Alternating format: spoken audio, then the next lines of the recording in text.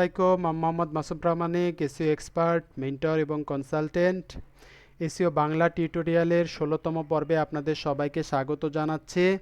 আজকে আমরা আলোচনা করব মেইনলি মিডিয়াম প্রায়োরিটি ইস্যুগুলো নিয়ে, যে মিডিয়াম প্রায়োরিটি ইস্যুগুলো কীভাবে আমরা সলভ করব। গত পর্বে কিন্তু অলরেডি আমরা আলোচনা করেছি হাই প্রায়োরিটি ইস্যুগুলো কীভাবে আমরা সলভ করতে পারি।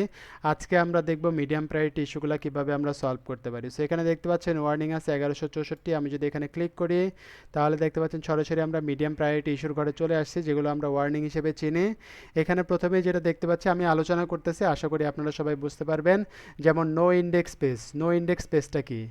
নো ইন্ডেক্স পেজটা হচ্ছে যে পেজগুলো আমরা আসলে ইন্ডেক্স করতে চাই না। সো এই পেজগুলোকে নো ইন্ডেক্স পেজ বলে। এই পেজগুলো আমরা কিভাবে সলভ করব? আমরা যদি একটা পেজে যাই, দেখেন আমি যদি যে কোনো একটা পেজে যাই, পেজে যাওয়ার পরে আমরা যদি স্ক্রল ডাউন করে সবার নিচের দিকে আসি, ওস্টে একটা সেকশন থাকে। এখানে সেকশনটার নাম হচ্ছে অ্যাডভান্স সেকশন। এই অ্যাডভান্সে যদি আমি একটা ক্লিক করি, এখানে দুইটা অপশন পাবো। প্রথম অপশন যেটা আপনারা দেখতে পাচ্ছেন, allow search engine to show this content in search result. এটা যদি ইয়েস থাকে তার মানে এখানে ইন্ডেক্স ট্যাগ ইউজ করা হয়েছে, আর এখানে যদি নো থাকে তার মানে নো ইন্ডেক্স ট্যাগটা ইউজ করা হয়েছে। আর নো যদি থাকে তাহলে আপনার এই পোস্টটা বা এই লিঙ্কটা বা এই পেজটা কখনোই গুগলে ইন্ডেক্স হবে না বা গুগলে দেখা যাবে না। তার মানে এটা একটা ইস্যু ক্রিয়েট হবে। সো এটাকে বলা হয় নো ইন্ডেক্স ইস্যু। তার মানে আপনার যদি এরকম নো ইন্ডেক্স ইস্যু থাকে, আপনার ওই পেজগুলোতে যাওয়া লাগবে এবং নো এর জায়গায় আপনার ইয়েস করা লাগবে, তাহলে আপনার ইন্ডেক্স হয়ে যাবে। এখন অনেক সময় আমরা পেজে আমাদের নো ইন্ডেক্স রেখে দেই। কেন রেখে দেই? কারণ ওই পেজগুলো আমাদের জন্য জরুরি পেজ, বাট আমরা এগুলো সার্চ কনসোলে শো করতে চাই না। অনেক সময় আমাদের অনেক পার্সোনাল পেজ থাকে বা সেন্সিটিভ পেজ থাকে বা অ্যাডসের জন্য কোনো ল্যান্ডিং পেজ করা থাকে, যে পেজগুলো আমরা সাধারণত সার্চ ইঞ্জিনে ইন্ডেক্স করতে চাই না। ওই পেজগুলো আমরা সাধারণত অ্যাডের জন্য বা প্রমোশনের জন্য ইউজ করতে চাই, ঠিক আছে? সো ওরকম যদি থাকে তাহলে আমরা ওই পেজগুলো ইগনোর করব। ওকে, সো এখানে দেখতে পাচ্ছি আমাদের ওই রকম পেজই আসলে এখানে আছে, ঠিক আছে? বাকি কোনো আমাদের এক্সট্রা কোনো পেজ নেই, যে পেজগুলো আমরা ইচ্ছাকৃতভাবে বা ভুলে নো ইন্ডেক্স করে রাখছি। সো এইভাবে আপনারা নো ইন্ডেক্স ইস্যুটা সলভ করতে পারেন। নো ফলো পেজ বলতে বোঝাচ্ছে, গুগলকে আমরা দুই ধরনের ইন্টারনাল লিঙ্ক যখন করি তখন দুই ধরনের লিঙ্ক আমরা সাধারণত করি। একটা হচ্ছে ফলো লিঙ্ক আর একটা হচ্ছে নো ফলো লিঙ্ক। তাহলে এখানে নো ফলো লিঙ্ক বলতে কী বোঝাচ্ছে? নো ফলো লিঙ্ক আমরা যদি একটা পোস্টে যাই, যে কোনো একটা লিঙ্কে যাই, তাহলে আমি আপনাদের একটু এখানে বুঝাই দিতে পারবো। দেখেন আমি একটা পোস্টে আসলাম এবং এই পোস্টে এইখানে সাপোজ ধরেন একটা লিঙ্ক যুক্ত আছে। এই লিঙ্কটাতে আপনারা দেখতে পাচ্ছেন এখানে একটা অ্যাট্রিবিউট যুক্ত আছে, নাম হচ্ছে search engine should ignore this link mark as no follow. So এই লিঙ্কে যদি আমি ক্লিক করি তাহলে এটা নো ফলো লিঙ্ক হিসেবে কাউন্ট হবে। এখন নো ফলো লিঙ্ক হিসেবে কাউন্ট হলে প্রবলেম কি? আমরা সাধারণত যদি কোনো লিঙ্কে আমার ওয়েবসাইট থেকে ক্রেডিট দিতে চাই, তাহলে এটা ডু ফলো হিসেবে কাউন্ট করতে হয়, তাহলে গুগল এটাকে ক্রেডিট দেয়। ডু ফলো কোনটা? এই যে ওপেন ইন নিউ ট্যাব যদি আমরা ইউজ করি তাহলে এটা অটোমেটিক ডু ফলো হিসেবে কাউন্ট হয়। আর আমরা যদি এটাকে ক্রেডিট দিতে না চাই লিঙ্কটাকে, তাহলে আমরা এখানে সিম্পলি নো ফলো দিই। তার মানে এখানে দেখেন এই ইস্যুটার অর্থ হচ্ছে, এখানে এই ইস্যুটা কোন অর্থে ব্যবহৃত হয়েছে, যে এখানে এই তিনটা লিঙ্কে নো ফলো লিঙ্ক ব্যবহার করা হয়েছে। সো আপনারা যদি ক্রেডিট দিতে চান তাহলে এটাকে ডু ফলো লিঙ্ক হিসেবে ইউজ করতে পারেন। সো আশা করি প্রবলেমটা কীভাবে সলভ করবেন বুঝতে পেরেছেন। এরপরে আছে দেখেন page has links to redirect. এই লিঙ্কটা, এই প্রবলেমটা আমরা আগের সেশনে সলভ করে আসছি। ওখানে ছিল page has links to broken page. তার মানে এই পেজগুলোতে যাওয়া লাগবে এবং এই রিডাইরেক্ট লিঙ্কগুলো কিন্তু রিমুভ করা লাগবে। আমি যদি একটু যাই, একটু প্রবলেমটা দেখাই। যেমন এইটা একটা আমার রিডাইরেক্ট লিঙ্ক, এই যে এখানে দেখতে পাচ্ছেন এগুলো হচ্ছে সবগুলো হচ্ছে রিডাইরেক্ট লিঙ্ক হিসেবে যুক্ত আছে। আমি যদি একটু কন্ট্যাক্টে যাই, আমি একটু দেখতে চাই এখন এটা রিডাইরেক্ট হয়ে কেমন হয়। কপি করলাম। সো দেখতে পাচ্ছেন আগের লিঙ্কটা ছিল এরকম,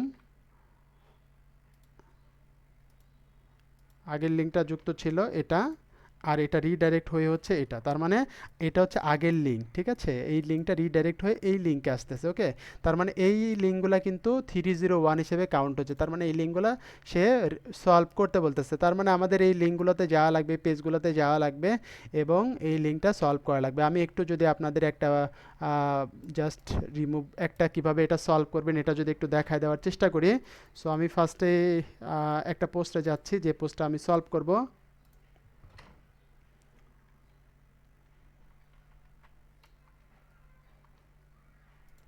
এডিটে যাচ্ছি এবং এটা কোন লিঙ্কের উপরে যুক্ত আছে এখানে কিন্তু আমরা এটা পাবো।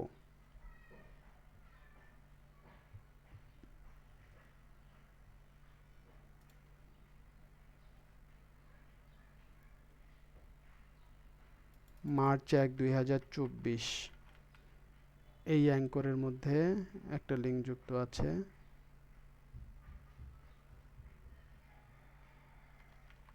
সো আমরা যদি এখানে যাই, মার্চ 1 2024 যাই,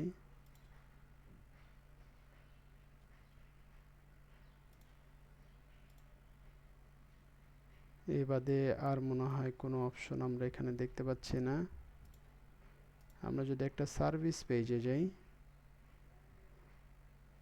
এখানে দেখেন যে লিঙ্কটা আমার রিডাইরেক্ট লিঙ্ক হিসেবে কাউন্ট হচ্ছে, ওই লিঙ্কটা জাস্ট এখান থেকে আমাদের চেঞ্জ করা লাগবে, ঠিক আছে। সো আশা করি সবাই বুঝতে পেরেছেন।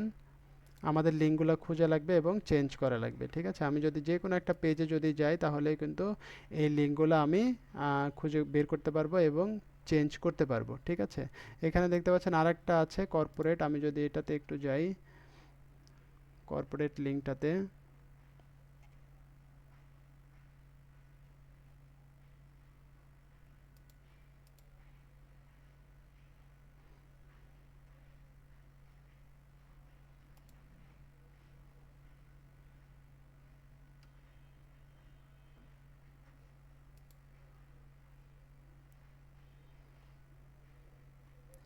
আমাদের এখানে লিঙ্কটা যুক্ত আছে যেটা, সেটা হচ্ছে সার্ভিসেস কর্পোরেট। এই লিঙ্কটা যুক্ত আছে services corporate. So same same blog পোস্টেই, আই থিঙ্ক সেম ব্লগ পোস্টেই আছে, যুক্ত আছে এটা। How to get Spanish, how to get, এটাই কিনা এটা না, হাউ টু গেট। আমরা যদি আরেকটাতে যাই, এটা আরেকটা, এটাতে যদি আমরা যাই,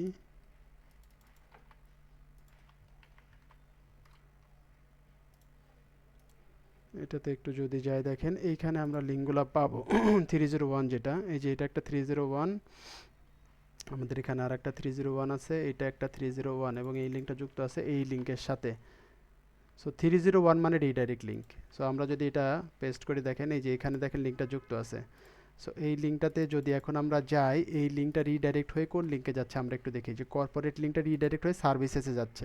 তার মানে এখানে সার্ভিসেস লিঙ্কটা আমি যুক্ত করে দেব, ঠিক আছে। মানে আগের লিঙ্কটা রিপ্লেস করে সার্ভিসেস লিঙ্কটা যুক্ত করে দিলাম এবং সেভ করে দিলাম। এইভাবে কিন্তু আমরা সলভ করব। সো আশা করি আপনারা প্রবলেমটা বুঝতে পেরেছেন যে কিভাবে এই প্রবলেমটা আমরা সলভ করব। আমরা আবার চলে যাচ্ছি। সো এইখানে broken pages links to broken page, pages links to redirect, এটা কীভাবে সলভ করে বুঝতে পারছি। Pages links to broken page, same issue. তার মানে এখানে ব্রোকেন লিঙ্ক আছে, এই পেজে যাওয়া লাগবে এবং ব্রোকেন লিঙ্কটা সলভ করা লাগবে, ঠিক আছে। সো এই পেজটাতে যাওয়া লাগবে এবং এই যে এই দুইটা ব্রোকেন লিঙ্ক আছে, যে দুইটা ব্রোকেন লিঙ্ক সলভ করা লাগবে, রিপ্লেস করা লাগবে সেমভাবে যেভাবে আমরা রিপ্লেস করলাম। এরপরে যদি আমরা একটু আসি, নেক্সটে যদি একটু যাই, 3xx রিডাইরেক্ট, 302 রিডাইরেক্ট।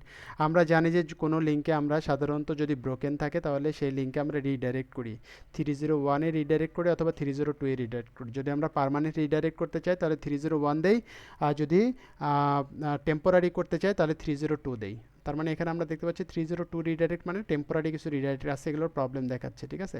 সো আমরা মেইনলি এই রিডাইরেক্ট লিঙ্কগুলো কোনো না কোনো পেজের সাথে যুক্ত থাকে। এটা কিভাবে সলভ হবে, যে পেজগুলোর সাথে এই রিডাইরেক্ট লিঙ্কগুলো যুক্ত আছে, যেমন এখানে দেখতে পাচ্ছি 224টা পেজের সাথে রিডাইরেক্ট লিঙ্ক যুক্ত করা আছে। এই পেজ থেকে যখন এই লিঙ্কগুলো আমরা রিমুভ করে দেব তখন কিন্তু এই প্রবলেমটা আমাদের সলভ হয়ে যাবে অটোমেটিক, ওকে। তার মানে এটার সাথে কিন্তু এটা সম্পর্কিত। আচ্ছা, ইন্ডেক্সেবলে একটু আসি। মেটা ডিসক্রিপশন টু লং, আমরা জানি যে মেটা ডিসক্রিপশনের একটা লেংথ আছে 140 থেকে 160 ক্যারেক্টার। তার মানে এখানে 160 ক্যারেক্টার বেশি ইউজ করা হয়েছে, যার কারণে টু লং বলতেছে। কিন্তু তার মানে 39টা পেজ আছে যেখানে 160 ক্যারেক্টার বেশি ইউজ করা হয়েছে, তার মানে এই ডিসক্রিপশনগুলো একটু শর্ট করতে হবে। দেন টাইটেল টু লং, এটার অর্থ কি? টাইটেল টু লং মানে হচ্ছে টাইটেলটা, আমরা জানি যে টাইটেলের লেংথ হবে 40 থেকে 60 ক্যারেক্টার, 40 থেকে 60 ক্যারেক্টার। তার মানে এখানে 60 ক্যারেক্টার বেশি আছে, যার কারণে প্রবলেম দেখাচ্ছে title too long. Meta description too short মানে 140 ক্যারেক্টারের কম আছে 140 ক্যারেক্টারের কম আছে এই 10টা পেজে, তার মানে 140 ক্যারেক্টারে বেশি করতে হবে, ঠিক আছে। এরপরে meta description tag missing or empty, এটা বলতে কি বোঝাচ্ছে? Meta description tag missing or empty মানে এই পেজগুলোতে কোনো মেটা ডিসক্রিপশন ট্যাগ নাই, এটা একটু ক্রিটিক্যাল। তার মানে এই পেজগুলোতে যদি আমরা যাই তাহলে কোনো মেটা ডিসক্রিপশন পাবো না, ঠিক আছে, যেমন এই যে থ্যাংক ইউ পেজ, আমরা যদি যাই thank you page, privacy policy page, তার মানে এই পেজগুলোর মধ্যে কোনো মেটা ডেসক্রিপশন পাওয়া যায় না, এই যে একেবারে ব্ল্যাঙ্ক আছে। তার মানে এই পেজগুলোতে যেতে হবে এবং আমরা জানি কোথায় মেটা ডেসক্রিপশন সাধারণত ইউজ করতে হয়। সো এখানে দেখেন একটা ঘর আছে মেটা ডেসক্রিপশন দেওয়ার, সো এই ঘরটা এখন ব্ল্যাঙ্ক আছে, এই ঘরে মেটা ডেসক্রিপশন দিতে হবে সেটা বলতেছে।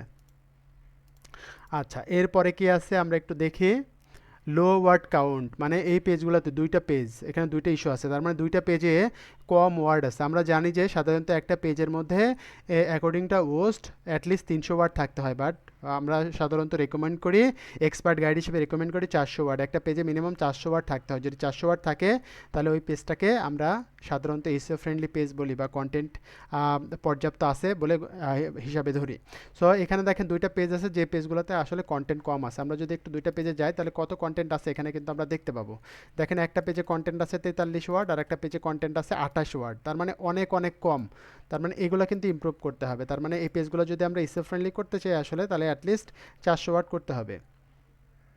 আচ্ছা, এরপরে যদি আমরা একটু দেখি H1 tag missing or empty, মানে এই পেজের মধ্যে H1 ট্যাগ নাই।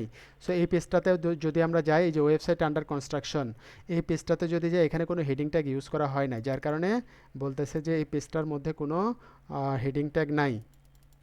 সো এইটাতে যদি আমরা যাই ইন্সপেক্ট একটু করি তাহলে কিন্তু আমরা দেখতে পাবো যে এটা কি। এটা দেখেন আমরা দেখতে পাচ্ছি যে H2 ট্যাগ, এটা H2 ট্যাগ, আমরা এটা ইমেজ, তার মানে এখানে আর কোনো টেক্সট না, তার মানে এখানে একটাই ট্যাগ আছে সেটা হচ্ছে H2। বাট একটা ওয়েবসাইটে H1 থাকলে ভালো, যার কারণে তারা রেকমেন্ড করতেছে যে এই পেজটার মধ্যে কোনো H1 ট্যাগ নাই। আশা করি সবাই বুঝতে পেরেছেন। আচ্ছা, কিছু জিনিস আছে আমাদের ইগনোর করতে হবে, কিছু জিনিস আছে আমাদের সলভ করতে হবে, বাট আমাদের প্রবলেমগুলো সম্পর্কে একটা সলিড আইডিয়া থাকতে হবে যে প্রবলেমটা আসলে কি। আচ্ছা, title to short, title to short মানে হচ্ছে আমরা কিছুক্ষণ আগে আলোচনা করলাম যে টাইটেলের লেন্থ হবে 40 থেকে 60 ক্যারেক্টার, তার মানে এখানে 40 ক্যারেক্টারে কম আছে টাইটেলটা, যার কারণে এখানে বলতেছে যে টাইটেল টু শর্ট, এটাকে একটু বাড়াইতে হবে।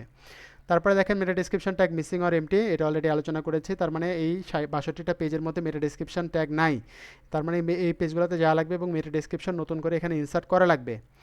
ওপেন গ্রাফ ট্যাগস ইনকমপ্লিট, মানে ওপেন গ্রাফ ট্যাগটা ইনকমপ্লিট বা কমপ্লিট নাই, এটা কিভাবে সলভ করবো ভাই? দেখেন আমরা যদি একটু ওস্ট এসইও সেকশনে আসি, এখানে দেখেন একটা অপশন আছে নাম হচ্ছে সোশ্যাল। এই সোশ্যালে যদি আমরা যাই এখানে দুইটা অপশন পাবো, একটা হচ্ছে সোশ্যাল ইমেজ, একটা সোশ্যাল টাইটেল, সোশ্যাল ডেসক্রিপশন, আর একটা আছে এক্স অ্যাপিয়ারেন্স। এখানে দেখেন এক্স ইমেজ, এক্স টাইটেল এবং এক্স ডেসক্রিপশন, এই দুইটাকে বলা হয় ওপেন গ্রাফ, এই দুইটাকে বলা হয় ওপেন গ্রাফ। আপনি কোনোভাবে যদি এখানে ইমেজটা না দেন, টাইটেলটা না দেন অথবা ডিসক্রিপশন, যেমন এখানে দেখতে পাচ্ছেন ডিসক্রিপশন নাই, তার মানে এটা কিন্তু ইনকমপ্লিট হিসেবে ধরা হবে। এখানেও দেখতে পাচ্ছেন ডিসক্রিপশন নাই, তার মানে এটাকে ইনকমপ্লিট হিসেবে ধরা হবে। ঠিক আছে, তার মানে এই সোশ্যাল ট্যাগগুলো, এগুলোকে আমরা বলি সোশ্যাল ট্যাগ, এই সোশ্যাল ট্যাগগুলো পরিপূর্ণভাবে যেন আমরা ফিল আপ করি, তা এগুলো একটু মেকশোর করতে হবে। কীভাবে ফিল আপ করবো আমি একটু দেখাই দিচ্ছি। যেমন এটাই আমার এসইও টাইটেল, তার মানে এখানে আমার এসইও টাইটেলটা সেম হবে, আমাদের এক্সের টাইটেলটাও সেম হবে। ঠিক সেমভাবে আমি এখানে যাচ্ছি, এখানে আমার ডেসক্রিপশন আছে, ডেসক্রিপশনটা কপি করে এখানে আমার ডেসক্রিপশন দিব, এখানে ডেসক্রিপশন দিব, আর ইমেজটা অলরেডি দেখতে পাচ্ছেন এখানে যুক্ত আছে। দেন আমরা এখানে একটা সেভ দিচ্ছি, তাহলে কিন্তু এটা কমপ্লিট হয়ে যাচ্ছে। সো আশা করি সবাই বুঝতে পেরেছেন যে এটা কীভাবে আমরা সলভ করব। এরপরে স্লো পেজ, স্লো পেজ নিয়ে আমাদের আলোচনা আছে। স্পিড অপটিমাইজেশন নিয়ে যখন আমরা কাজ করব তখন এই স্লো পেজ নিয়ে আলোচনা করব। সাধারণত স্পিড অপটিমাইজেশন নিয়ে যখন কাজ করব তখন এই ইস্যুটা অটোমেটিক সলভ হয়ে যাবে। এরপরে আরেকটা ইস্যু দেখতে পাচ্ছেন মিসিং অল্টার টেক্সট, এটা অনেক ইম্পর্টেন্ট একটা টপিক্স, যে আমাদের অনেকগুলো পেজ আছে যে পেজগুলোর মধ্যে অনেক সময় অল্টার ট্যাগ যুক্ত থাকে না। আমরা দুইভাবে এটা সলভ করতে পারি, একটা সরাসরি পেজের মধ্যে গিয়ে আর একটা পেজের বাইরে থেকে। আমরা যদি একটু পেজের মধ্যে গিয়ে সলভ করি, আমি একটু যদি আপনাদের দেখানোর চেষ্টা করি, এখানে যদি এই পেজটাতে আমরা ছিলাম, এই পেজটাতে যদি আমি একটু দেখি যে এখানে আমাদের এখানে একটা ইমেজ আছে, ইমেজে যদি আমি একটা ক্লিক করি, ডান পাশে দেখতে পাচ্ছেন এখানে একটা অপশন আছে নাম হচ্ছে অল্টারনেটিভ টেক্সট। এই টেক্সটটা আমরা এখানে ঠিকঠাকভাবে দিছি কিনা এটা দেখতে হবে পেজের মধ্যে। আর একটা জায়গায় দেখতে হবে কোথায়, আমরা যদি একটু ড্যাশবোর্ডে যাই এবং মিডিয়াতে যাই, ড্যাশবোর্ডে গেলাম এবং মিডিয়াতে গেলাম, মিডিয়া থেকে দেখেন এখানে আমার ইমেজ আছে, এই ইমেজটাতে যদি আমি একটু ক্লিক করি তাহলে কিন্তু আমি এখানে দেখতে পাবো যে এই ইমেজটার মধ্যে আমরা অল্টার ট্যাগ ইউজ করছি কিনা। সো আমরা যদি একটু নিচের দিকে আসি, দেখেন এখানে একটা অপশন আছে নাম হচ্ছে অল্টারনেটিভ টেক্সট, এখানে কিন্তু অল্টার ট্যাগটা ইউজ করা নাই, তার মানে এখানে আমাদের একটা অল্টার ট্যাগ ইউজ করতে হবে। অল্টার ট্যাগ ইউজ করার পরে আমরা একটা এখানে থেকে সেভ করতে পারবো, এই যে আপডেট করতে পারবো অথবা সেভ করতে পারবো, তাহলে কিন্তু আমাদের এই যে মেটা ডেসক্রিপশন এখানে যে অল্টার ট্যাগ ইস্যুটা ছিল, এই অল্টার ট্যাগ ইস্যুটা সলভ হয়ে যাবে।